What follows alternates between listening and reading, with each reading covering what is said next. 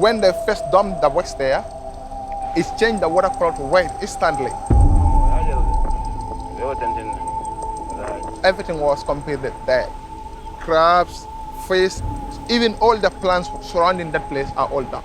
They all died. And that happened in the beginning days of the factory, before they started running it out to the ocean? Okay. People were arrested for removing a pipe that was planted there illegally without the government consent. Instead of prosecuting the offenders, they prosecute the activists who are trying to do everything to make sure that the environment is protected. If Gambia is destroyed, it's destroyed for us. And if Gambia is made, it's made for us. I will run and come back, but I will never stay away. We are coming back again.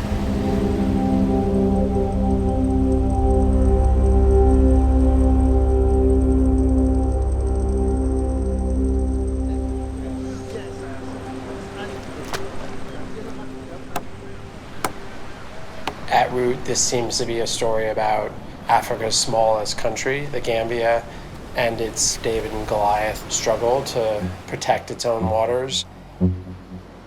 The West African coast is one of the few places left where major industrial players, mostly Asian and European, haven't yet depleted the waters of all their creatures and resources.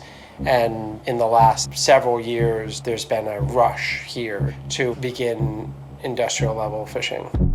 In this case, you have these three big Chinese factories that essentially take massive quantities of fish and grind them down into these high protein pellets called fish meal. The entire community will be affected when the factories start operating.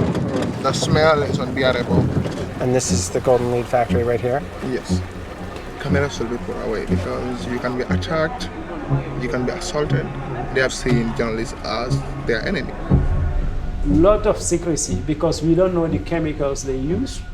They shouldn't be anywhere 1 kilometer from open water bodies. That's an international convention. And the government itself isn't doing spot checks either. Yeah, exactly. In fact, those who are checking, they only come there to collect money. Fish meal is one of these products that you'll never see, but you're consuming all the time. It's used primarily as a protein supplement in the booming industry of aquaculture. It's a huge market and growing by the day, and it's unbelievably destructive for the oceans because you need huge quantities of fish. What I'm hearing from local fishermen is that boats are appearing at night on the coastline more than ever before. They look to be Senegalese or Asian trawlers. These Gambian fishermen are also saying that their catches are plummeting. 50% of the protein consumed by the Gambians comes from the sea, and fishermen are already starting to say they can't catch even bare subsistence level fish. When the local guys have tried to find out what's happening, how many boats are there, how much are they taking out of the water, just basic questions so they can monitor how things are going, they're getting no kind of information. The panic that I sense from them is that next generation is going to have nothing to sustain themselves with because the waters will be empty.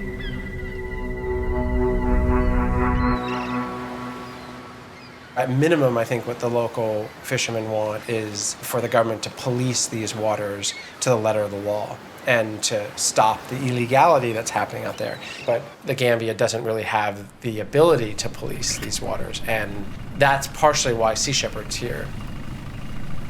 Can you take the boat a little bit forward? I got a call from Peter, the captain of the ship that I'm going to be boarding. So we got to start going. He said that they're doing a patrol off the coast of the Gambia. Good. The Gambians know there's a huge problem on the water out here. There's rampant illegality. The job we had was to show it. Most of the vessels are concentrated on the southern border.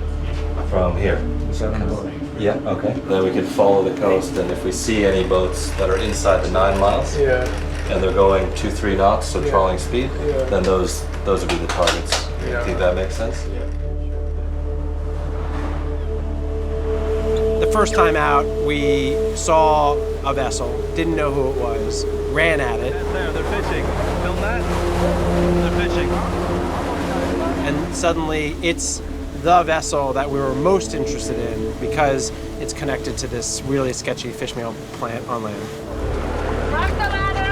Do not let go. I'm going to blow it. Bridge, Peter, we are on board. Hey, come on, watch out. Where all of them have their passport and visa? Passport. Every man passport. Come here and send your passport. Can we see your license? This is a vessel that had its transponder off, so it was already a dark vessel, but even worse, it had no fish log.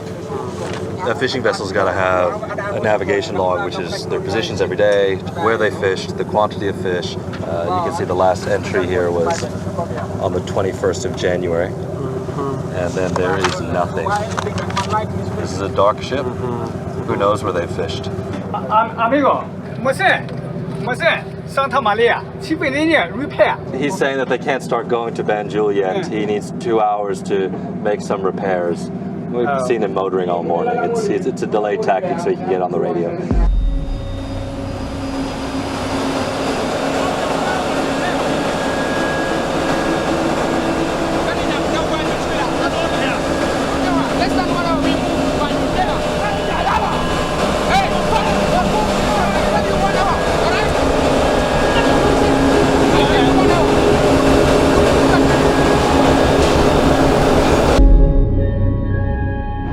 Bring the Navy team from the SAM in the rib back here. Okay.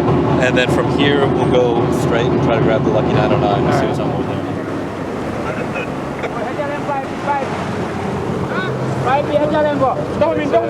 there. The second vessel, 10 times worse.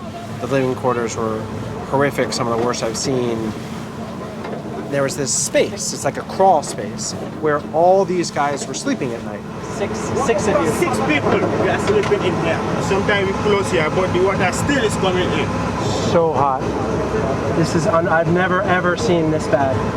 Few things rattle me these days, but for some reason, that space really rattled me. The local fishermen testifying that these guys have been crawling very close to the shore. And on top of that, the living conditions here are really not for humans. Not even for animals, but not for humans.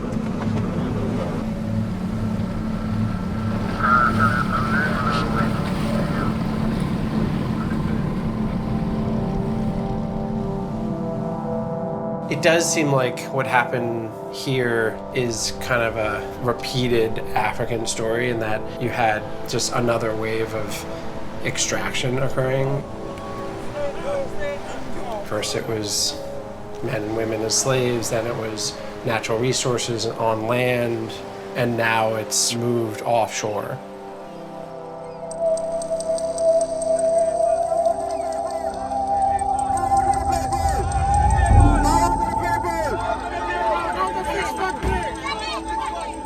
I think the local fishermen want the government to tap the brakes on signing of deals with these massive factories and also giving licenses to these industrial-sized ships that are pulling fish too aggressively. But the forces of the industry that's taking all this fish are just massive. And you see on land how little control even local villagers have. You see how little interest the government has to do anything about these crimes.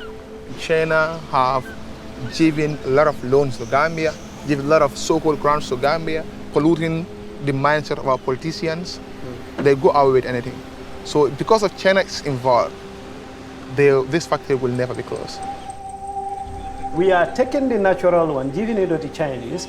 They convert it into powder, send it to China, feed the fish, ship, and bring it to Gambia. And resell it at an expensive price, right? While the local fishermen are put out of work. Yeah, exactly. So the locals are competing directly with these fish meal factories whose daily turnover is about 500 tons. And they're pumping fish meal waste into the ozone because there is no control. What we are seeing is not development. This is exploitation.